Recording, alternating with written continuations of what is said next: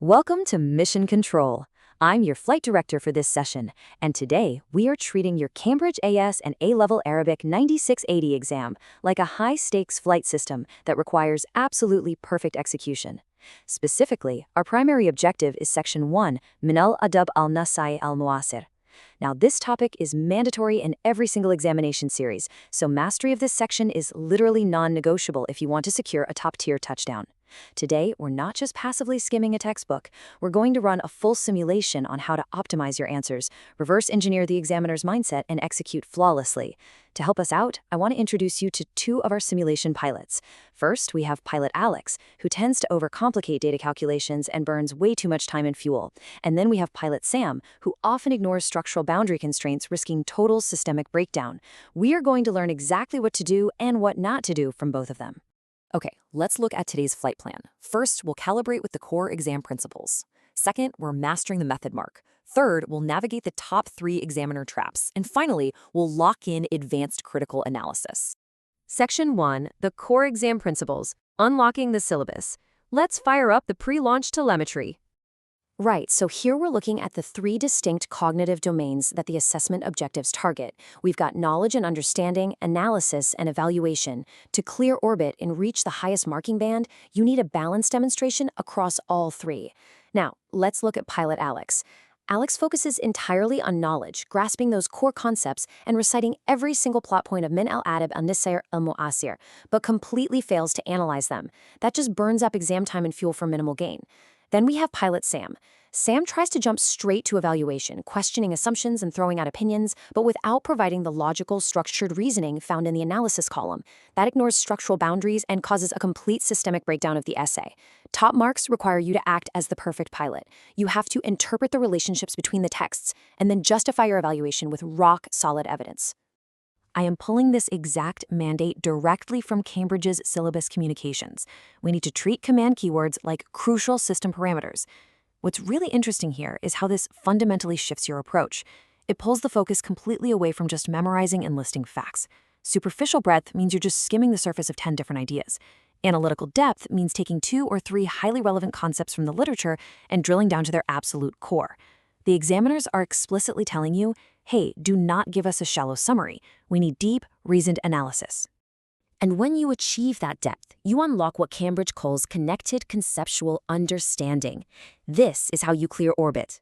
It means your grasp of Adab al Nisai al Muasir isn't just locked to one specific past paper question.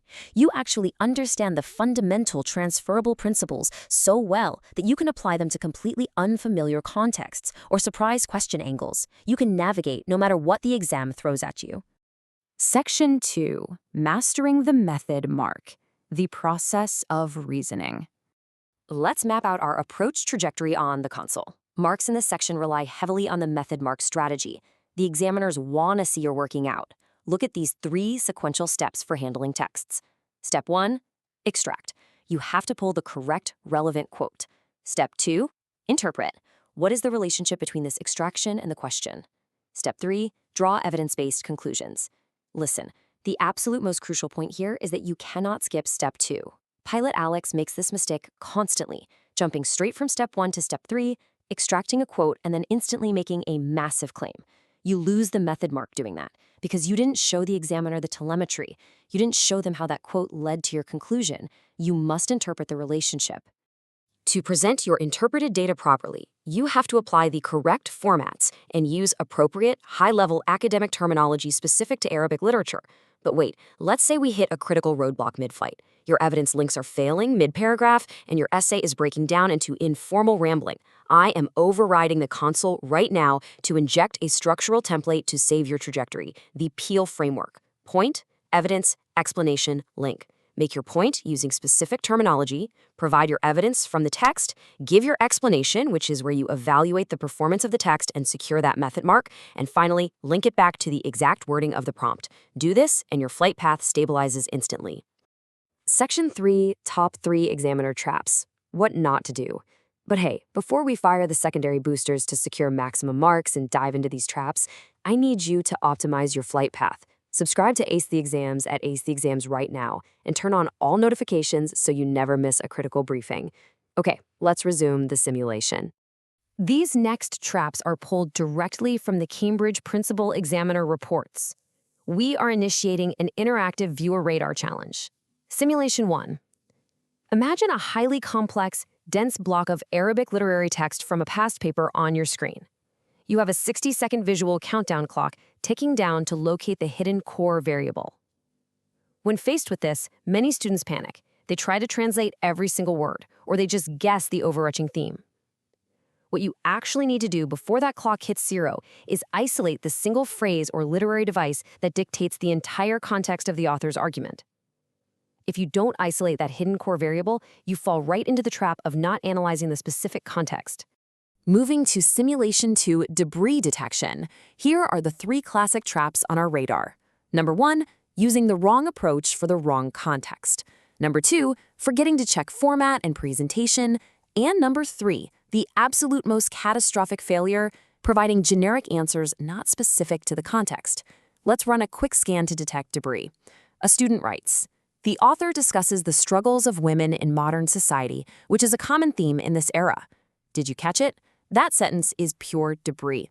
It earns 0 method marks because it is entirely generic. It could be copy-pasted into literally any essay about this topic. You have to be specific to the unique context of the text provided. Relying on pre-memorized generic paragraphs is a guaranteed way to crash your score. Section 4, Advanced Critical Analysis, Securing Top Marks. It is time to initiate the final approach vector. We need to elevate your answers from a basic descriptive level to a high-scoring, advanced evaluative level. This is where Pilot Alex and Pilot Sam finally get it right. A typical descriptive response just tells the examiner what happened in the text. It's safe, but it caps out at an average grade. On the right, we have context-specific and evaluative responses. This brilliantly illustrates what examiners mean by evaluative thinking.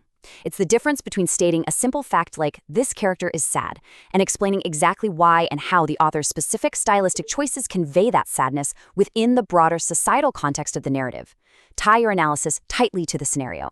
For questions requiring comparative analysis, which show up all the time in the syllabus, your structure needs to follow this specific 4-part formula for a perfect touchdown sequence.